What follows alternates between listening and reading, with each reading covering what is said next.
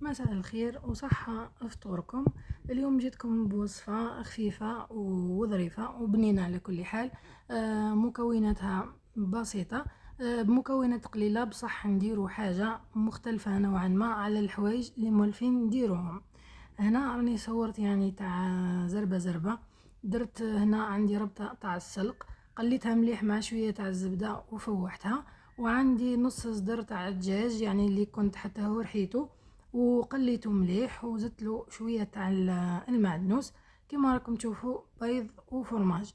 هنا درت 4 حبات تاع البيض يعني هنا يكونوا كافيين.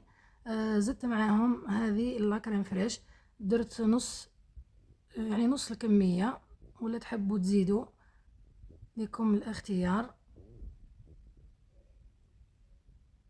انا هذه الكريم فريش يعني جت ثقيله نوعا ما، عجبتني. زدت معاهم مغرف صغير تاع لا موتارد. راح نخلط هذه المكونات مليح،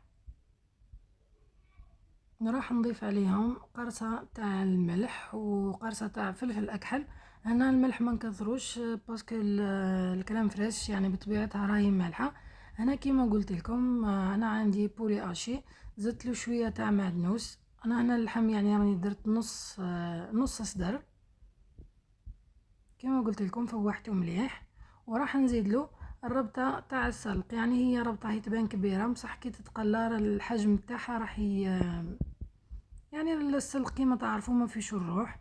هذه ربطه كومبلي. وراح نخلط الحوايج هذو كامل كيف كيف. انا هنا بيان سور راني حطيت الفور تاعي يسخن، وراح نجيب بلا وندير فيه بابي كويسون، وراح نفرغ الخليط هذا في البابي كويسون، راح نعطيه حجم البلا عفوا. يعني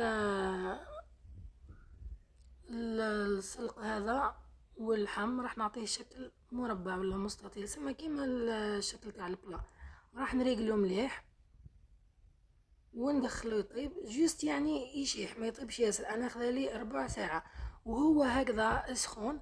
راح نربي عليه الفرماج، تحبوا ديروا فرماج رابي ولا ديروا فرماج طري يعني كيما حبيتوا. انا عندي ديروا فرماج رابي خير باه ما يجيش يعني يقهم.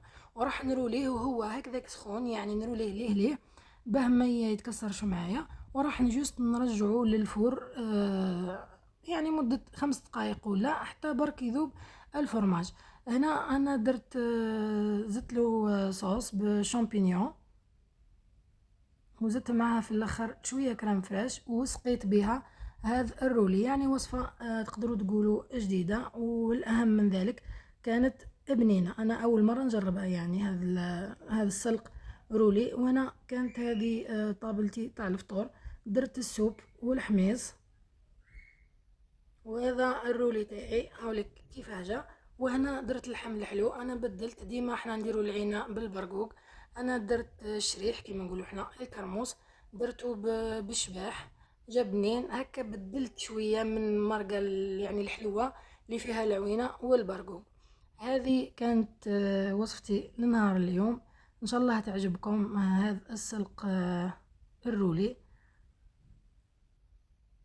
كانت هذه وصفتي لنهار اليوم، لكم إلى اللقاء.